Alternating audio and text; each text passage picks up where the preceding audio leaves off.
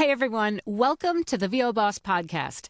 I'm your host, Ann Ganguzza, and today I am so excited to welcome Paul Cartwright to the show. Yay! And the crowd goes wild. Bosses, let me tell you a little bit about Paul. So Paul's background is deeply rooted in performance. He spent more than 2 decades working as a full-time stage actor in musicals and plays before heading to the UK to earn his MFA in acting in the British tradition at the Royal Conservatory. Along the way, he trained with some of the world's top voice coaches, including the Royal Shakespeare Company. After that, Paul moved to LA to continue building his on-camera and voiceover career. Paul moved to Los Angeles to continue building his on-camera and voiceover career. I speak for a living.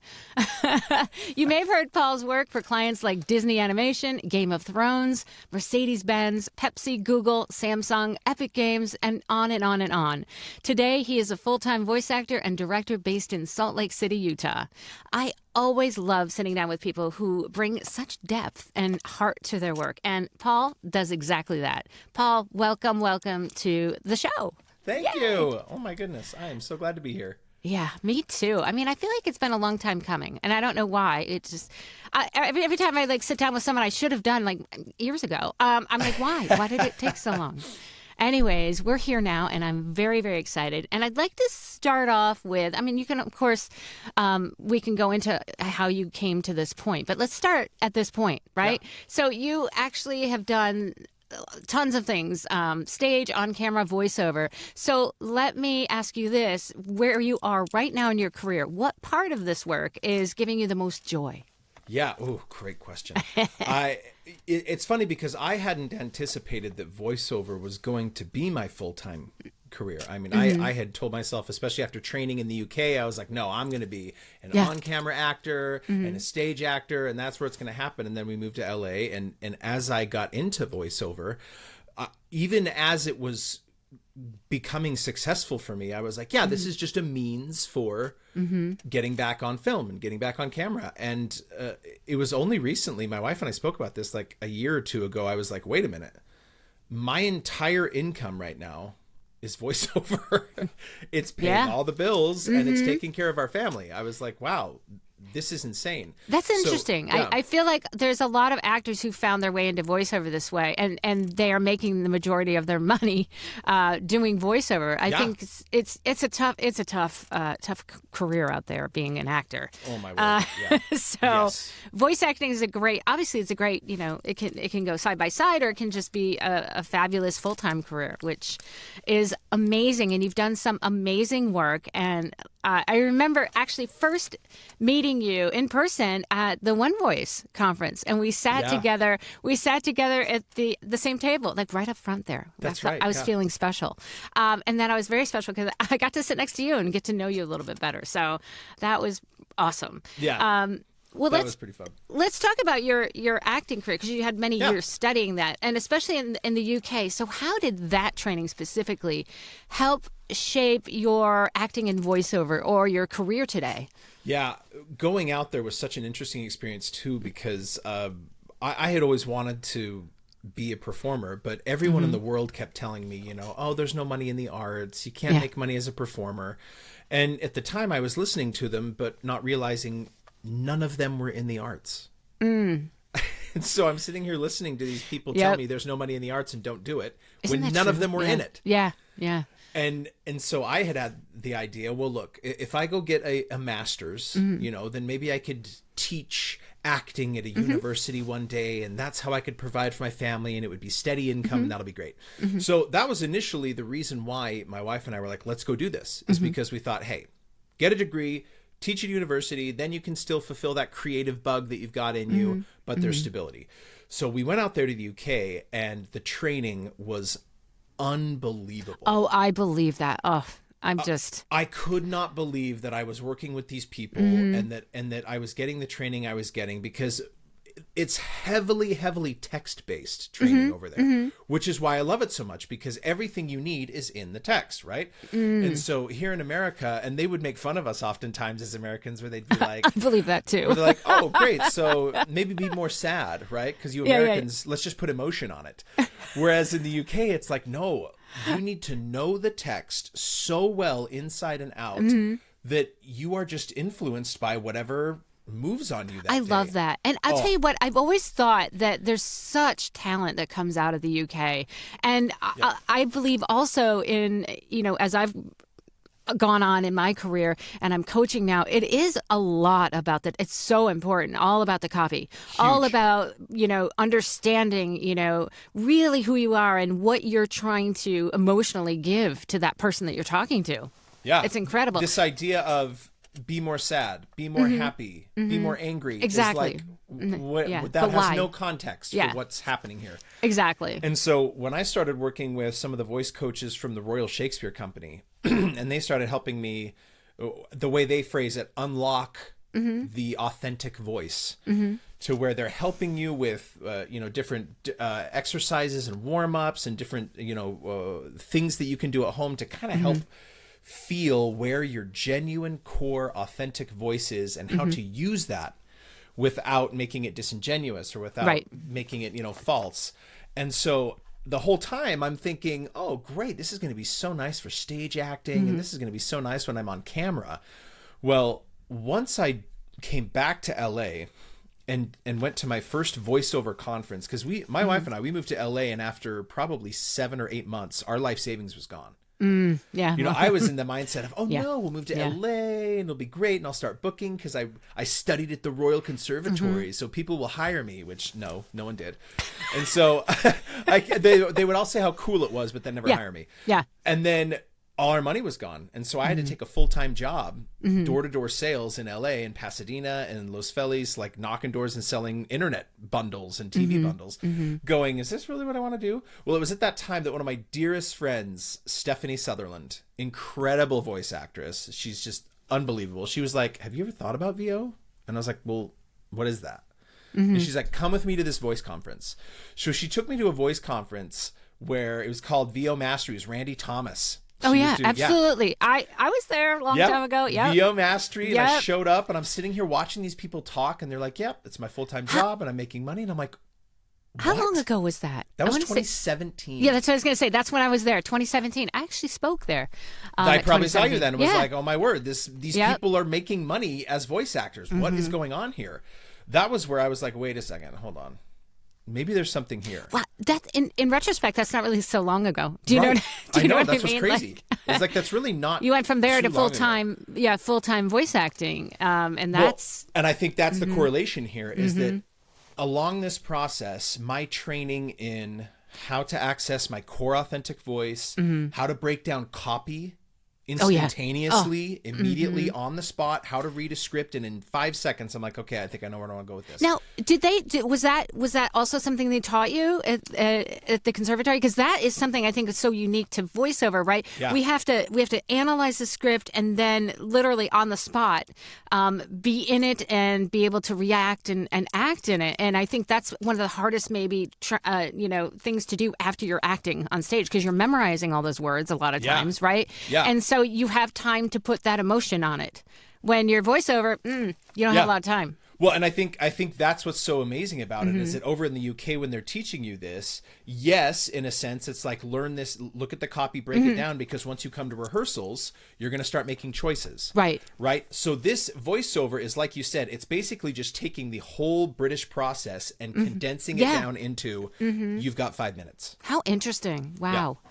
And I'll tell you what, those skills, they take long to build in voiceover. And that's what I think is so frustrating for so many new voice actors that come into the industry, when it's so important that you act. I mean, it's always been that way, but even more so now, because there's so many more people in here, and there's, competition with AI voices and all of that. So even today, more than ever, you have to be the actor. And it takes time. And I don't think people first getting into it realize how much time, and some people don't want to spend that amount of time. They just want to get that demo and go get work. You've hit it on the head. And this is the number one thing that I see from new actors that I'm coaching is that they think that there is a workaround. They think that there's a way that if they have the talent, they can just easily make it happen. Well, what they don't see is that I had a 2.5-year stretch where working my day job and then taking care of my family, and then when my wife and children would go to bed, I would spend from 11 p.m. till 2, 3, 4 a.m. 3 or 4 nights a week for 2 or 2.5 years figuring this whole thing out. Recording, listening back, researching, spending the time doing the work to figure out how this thing works. Well, I mean, otherwise you're going to be selling door to door, right? Because I can't imagine the pressure.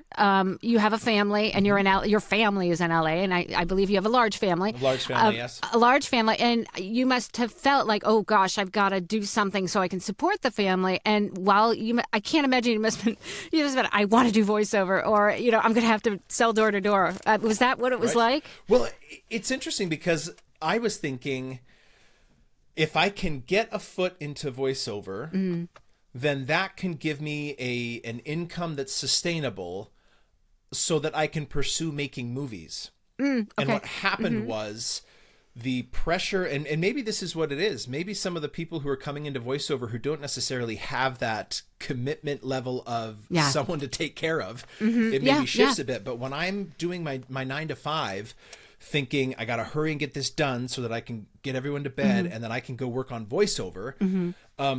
I think what happened along the way was I developed this love for voiceover that helped me fulfill all the creative everythings that I was wanting and yearning for. So that eventually what would happen is that I would get back into film, but I took a hiatus from film and television for 5 years to where I was just doing voiceover. And I was just fulfilling all of my creative juices through voiceover. And then finally, once I went full time in voiceover, all these new film and television things just kind of opened up. And I was at a place then when I was full time where I could say, oh, actually, you know what? I can go work on this film thing because I dedicated the time and the effort to build a voiceover career. Now, do you think also when you were transitioning into full-time voiceover, and then again, because you're in LA, I imagine back in the day when you would go to the studios to audition, I imagine you would be networking. How did that play into it? And maybe also how did that play into you getting other jobs, maybe, acting on stage or on camera? Yeah, well, this is the big thing for me is I don't know if I'll ever be back full-time in LA, depending, but the time that I did go there and the fact that I did move to LA and put the roots in and put the work in, I built the relationships that I needed so that when the pandemic hit and we moved away from LA and we came back to Utah and I built a studio at home and got everything I needed, I had already made relationships. I had already established connections that helped facilitate the full-time transition. So it was necessary for me to move to LA, to go to auditions, to go to bookings, to go to meet and greets and connect with the industry so that when we did move away from LA, I had already had those relationships. Right. And you could I could continue build them off that and continue wherever you were. and all of that. So, all right. So let's talk. You did so much, it seems, in a short span of time. Yeah. And again, I feel like you're feeling to have that passion that you wanted to fulfill, that creative side of you, and then you also had a family to support. And also you just had to it's enough just to get into acting and voice acting. And I'm always, timid and unsure of myself and, afraid that, oh my gosh, I won't be able to sustain a career. I won't be able to pay the mortgage. Let's talk about fear, because you talk openly about fear, and what sort of a relationship with fear has changed over the course of your career? Because I can't imagine, you seem like you have it all together right now, and so I'm just like, it's so wow. Look at Paul, man, he's got acting. it all. Yeah, he's got it all. But yeah, I feel like there's got to be some sort of vulnerable fear side that you must have encountered at one point or another. Oh, absolutely. And it's so fascinating. So I did a keynote at That's Voiceover in LA back in 23, I think, where they asked me to come present on fear because I have such a connection to fear, right?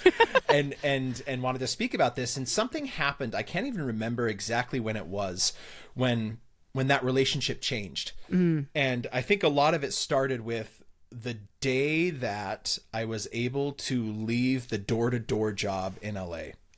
So living in LA, knocking doors, nothing's happening for me on film and television. At the time I had 3 children. We were living in a 700 square foot apartment in Toluca Lake. And I'm thinking to myself, nothing that I wanted to have happen is happening. And that's scary. And I don't know if I'm going to provide for my family the way I want. I hate this sales job. It's not doing for me what it's supposed to. And I don't know what's going to happen. And there were some low moments in there. And I remember I got a phone call one day while I was knocking in Pasadena.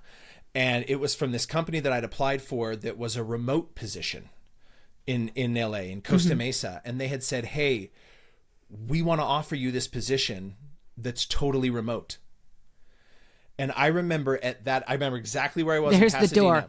the door. The exact moment when I was like, this is the beginning of a total transition into a new life, because working home from remote also meant I could do my voiceover auditions. Well, absolutely. I was just going to say, like, I know because I worked full time and did voiceover part time, how difficult it is, because you can't get to the auditions in time. And it's late at night and you're tired from your day at work, and it's just so difficult to manage that.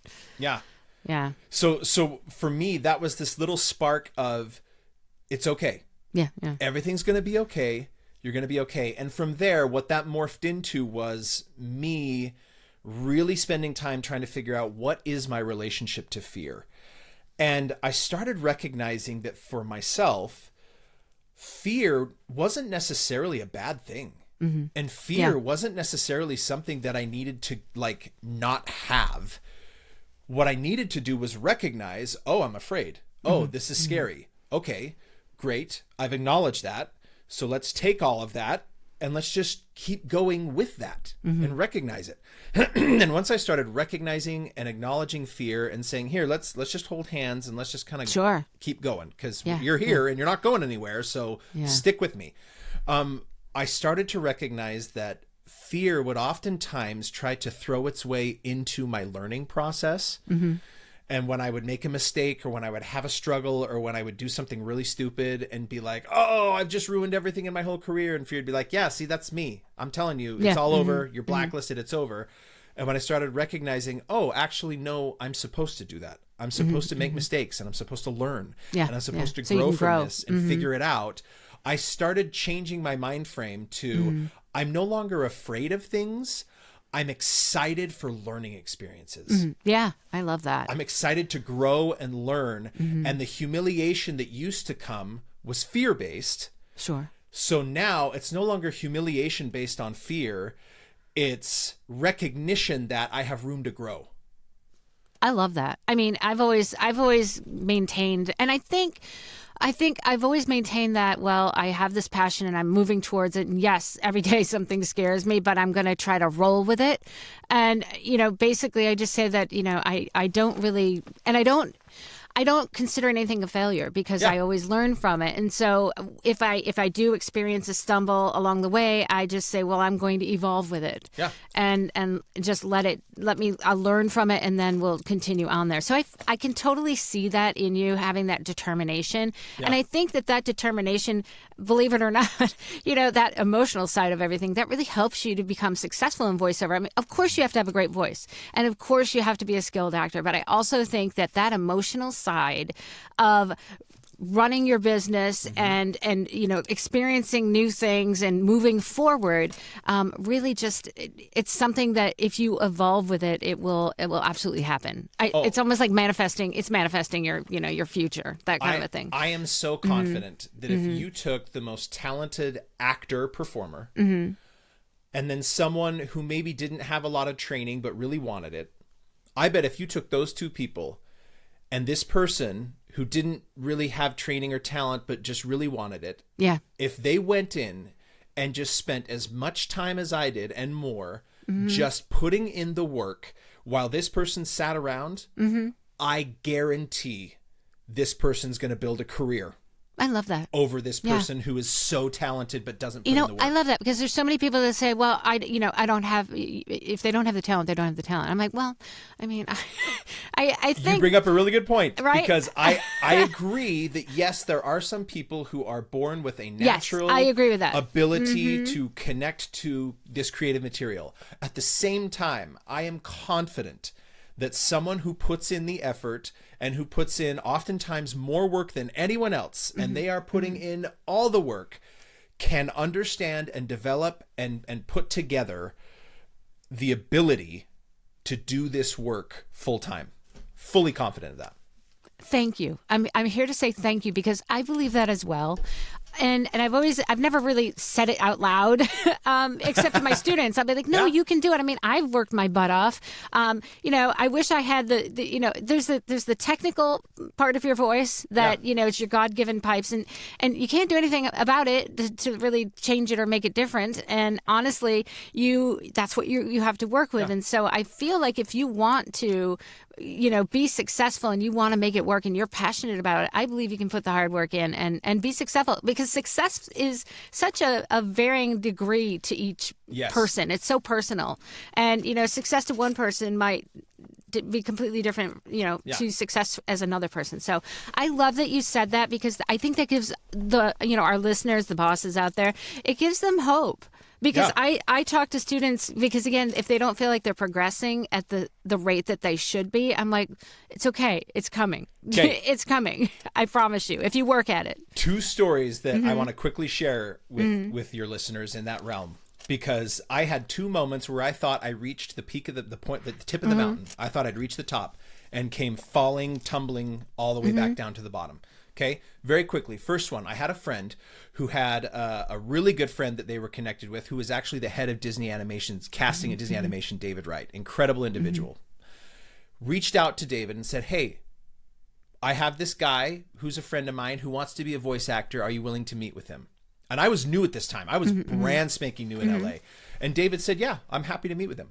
So I went to Disney Animation Studios. Met with David. I did some reads for him.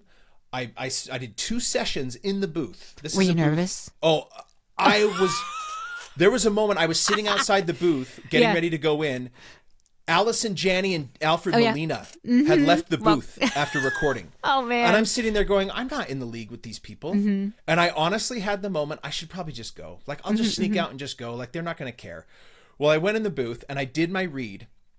And I went into the production studio after, I just walked around and went back in the area, the engineer area. And he said, Paul, honestly, I just don't think, that was where it needs to be for Disney. And I just don't think you're ready and da-da-da-da-da. And I was like, great, thank you for telling me. And something inside him, to this day, I'm so grateful to him for this. He said, but here's what I'm going to do. Ooh. I'm going to give you another shot. I'm going to give you these sides for this character. I want you to come back in a week and we're going to record again. And I was like, great. Oh my gosh. Yes, please. Thank you. Yeah. Went home, worked my tail off all day long on these things, figuring it out. Came back, did it, read for him, whole thing. Great. Come back in the booth. I went back in the booth on the other side and he said, Paul, that was one of the best reads we've ever had in this booth. Ooh. You are absolutely Disney material. Awesome. He said, my gosh. I will happily. Great story. I will happily endorse you for any agents you're reaching out to or whatever, trying to find an agent. I was like, oh my word, this is it. This is the thing, right? Nothing that I have participated in, worked on, or anything that I know of has directly come from my experience with David. Wow. Right? So in the moment, I'm thinking, oh my gosh, the head of casting of Disney Animation loved my work, loved what I did. This is it. I'm in. Here we go. I'm sure some people may have asked, when I auditioned, and Dave was like, yeah, he's great. But nothing happened, right? So take that story mixed with now, I sign with one of the top agencies in voiceover. I did it. I finally reached them. I'd spent 1.5 years, 2 years actually, reaching out to the head agent over there. And they finally said, Paul, you've been pestering us for so long. We're seeing your progression. We're bringing you on. Yes, you're in. Oh, that's awesome. I signed with them. Yes, finally. I'm with them for about 2 years. And then all of a sudden I stopped getting auditions. And I reach out and I say, hey, I'm so sorry. what is there something going on? And they said, oh yes, Paul, I'm so sorry. We should have let you know. We're not going to be renewing our contract with you. Oh. And I'm like, I'm sorry, what? And I had brought in a significant amount of money for them that year, and I had felt like everything was great. And they said, honestly, I'm so sorry. We've kind of let you fall through the cracks. That's on us. We haven't done for your career what we would have hoped to. You're better off finding a different agent. And I'm thinking, what? Like, you were the top. Like, you were the top agent. Like, what? And now I don't have you anymore. Yeah. And in the moment, I'm thinking everything's come crashing down. Like, my VO career's over. Well, at that moment, and I'm not kidding when I say at that moment, it was probably a week and a half later, I got a phone call out of the blue from Brandon Cohen at BAC Talent. Out of the blue. He calls me and he goes, Paul, I don't know who you are, but you're on a list with 3 of my other talent who all booked this spot. Who are you? Why are you on a list with my talent, and how did you book this? Who are you? And I'm like, I don't know. So we talked for about a half hour. I don't know. Yeah. And so we start talking and trying to put together how I got on this list, and he doesn't know and I don't know. And he's like, well, you're a voice talent. And he's like, yeah. And he's like, well, do you have representation? And I was like, well, not anymore. And he's like, well, why don't I manage you? I'll be your manager. Since that moment, Brandon has doubled my income every year for the past 3 years. That's amazing. And that's so funny. I swear to you, this is like so weird. I was just going to ask you, how do you reframe rejection? And that was a beautiful story. I mean, my goodness. And here's the thing, right? I mean, you still, I think we all are rejected, and it doesn't stop, And so, what do you have any tips for like handling that? Reframing for me, rejection, and changing it instead to now's not the time. So every audition that I submit, it actually makes it easier for me to submit auditions. It relieves the pressure. It relieves all the pressure because I go into the audition going, I don't care what the specs say. I don't care what the casting director's looking for. Let me show you what I'm bringing to this audition. And if that's right for your product or whatever right now, awesome. And if not, awesome. Because I know that it's right for someone else. Right. And that my voice will be right for something later. So there's no pressure anymore. That, that's wonderful. I mean, you have such a sense of freedom. And I know that for me, when I got to a point in my career when I wasn't so worried about financially, going under, that gave me the confidence to do that sort of a thing. And I was just going to ask you, like, you had established yourself in so many ways. And so I feel like maybe that confidence in that allowed you to say, okay, let me just give you me. And, if it's not this time, it's not this time, and I'll go for another one. And that is like an amazing revelation, I think. And it's a career. It's just career changing. It is. It's career changing. I was not booking commercial. I was not booking commercial. I was doing heavy animation, heavy video games, and I could not break the commercial cycle. Like, I was dying inside. So I finally reached out to Tina Marasco at Sound and Fury. I said, Tina, love her. I can't amazing. say enough about Tina. Yep. She is literally the greatest. And I was like, Tina, I don't know what to do. I can't book commercials. She's like, let's book a session. Let's do it. So I book a session with Tina, and it probably took us 6 minutes to figure out what my problem was. Wow. And all she did was she went, right, here's what we're going to do. I'm going to play your audition, and then I'm going to play the spot that booked it. Okay. And after 3 of those, I went, got it. And I learned very quickly how hard I was trying. Yeah. I was trying to craft the words, and I was trying to make it poetic, and I was trying to, and Tina's like, Paul, all they want to hear, especially for commercial, is Paul. Yeah. They don't care about your acting trainings and abilities and how well you can turn a phrase. All they want to hear is you reading the copy as you in your way. And once Tina opened that for me, the next day I booked a McDonald's commercial. Wow. And after that, commercial has been my consistent income because Tina just went, stop trying. So when you partner confidence in what I'm bringing, I'm confident. It's not an ego thing. It's not a pride thing.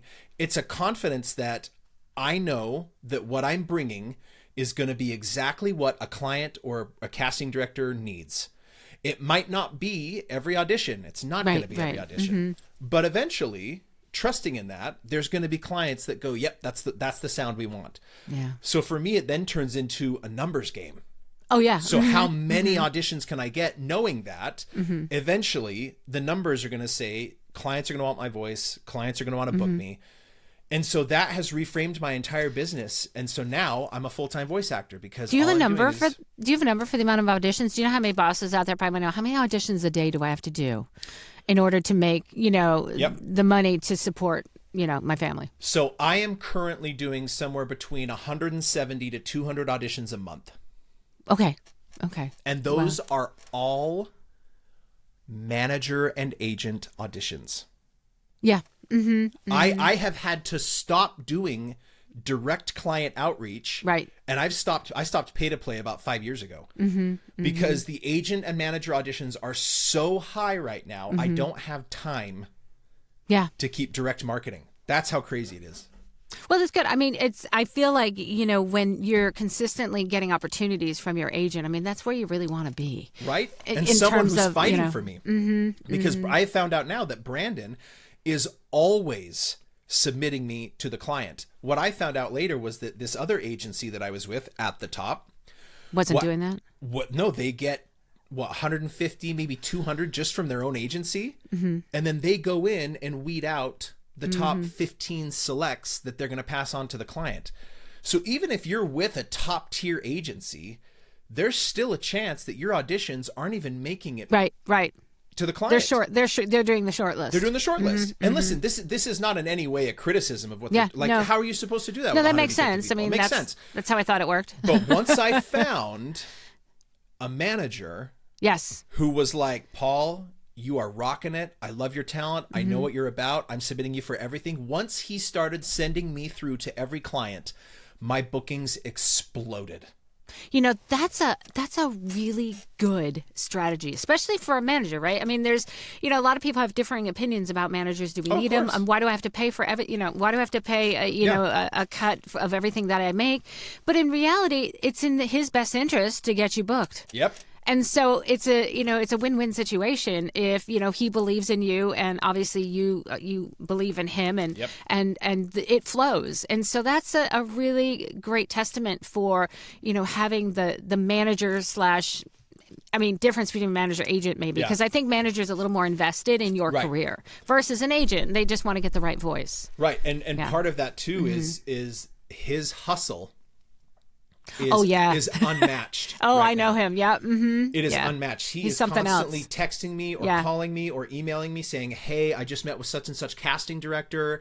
Do you have any current stuff that you've worked on that I can pass on? Hey, I'm going to this conference to meet these different casting directors and clients. Like, I have never seen anyone in this industry in the past 10 years that I've been doing this who is consistently just out there working and busting his tail. Now, again, this isn't a criticism of anyone else. I'm just saying what I've been observing is that he is fighting for me. He is pushing for me. He is getting me in front of people. And it has been unbelievable to see how much his hustle matched with his belief in me taught me that you don't have to have the top agent. Right. And that's a subjective term, right? Like, it's not about the agency. It's about who's fighting for you. Yes, absolutely. And who wants you. Absolutely. I love that. Wow. Whoa. I mean, what a great conversation. Let's close it out by asking if one of our boss listeners happens to be listening to this podcast and they're feeling stuck, and I'm sure they took away a lot of wonderful wisdom from already. What would you recommend or what would you say to them to help them out? First of all, listen to Anne, because Anne knows what she's talking about. I thank you for that. Yeah, I mean, it's true. The thing that I've seen in this industry, and this is where I wished that I had this when I started, was reaching out to people to ask questions. There's a very fine line between asking for help and overstepping your boundaries and overstaying your welcome by trying to get as much as you can from someone without paying. Yeah. Yeah. Our That's time very is also obvious. precious. Yeah, that's very obvious. If We all you can tell. want, yeah, We as the receivers can yep. tell. Agents can tell Yes. if you're just out there to have them get you work and not reciprocate in any way. One of the greatest examples I'll share is Pat Fraley. Pat Fraley is the most incredible. He's the voice of my childhood. He voiced all of my favorite cartoons. He's awesome. I emailed him at the very beginning of this journey randomly. It was just like, he's not going to respond. I said, I'm going to be in LA at this time. I would love to see if there's a chance I could have a moment of your time. I got an email back saying, yep, come on over to my house. Let's chat. I got to go to Pat Fraley's house. Yep, that's and awesome. chat with him about voiceover and talk to one of my VO idols as a kid. And at the end, I paid him a session fee. Because it's his time. Like, sure. this is this guy's time, So for those of you out there who are like, okay, I need more information, you're welcome to shoot me an email. If you send me a novel and it's going to take me a while, I may respond and say, hey, it's probably better if we schedule a 1-hour coaching session. But reach out to people. Ask for help. Like, ask people to answer questions. I am always open to answer questions. Anybody who wants to email me, email me. I may not respond immediately, and it may be too much, and I may have to say, let's schedule a session, but ask your questions. There is no failure here. This is all about learning. And I love that because I love how you're lifting others up and helping others as well. So I know where I was when I was working a full-time job and had to stay up all night and figure it out. Yeah. And so I'm come happy full circle, to do what I can. Wow. Well, this has been such a wonderful conversation. Thank you so much for your time, especially because I know you're really busy now with a new baby. Baby number 6. Yes, I'm crazy, but it's true. But how amazing. I have just enjoyed this so much. Thank you. And I would love to have you back on again. I'd love it. To continue the story of your career. Yes, I would love that too. Thank you. My goodness, what a blast. Okay, bosses, I'm going to give a great big shout out to our sponsor, IPDTL. You too can network and talk like bosses. Find out more at IPDTL.com. Bosses, have an amazing week. Paul, thanks again, and we'll see you next week. Bye. All right.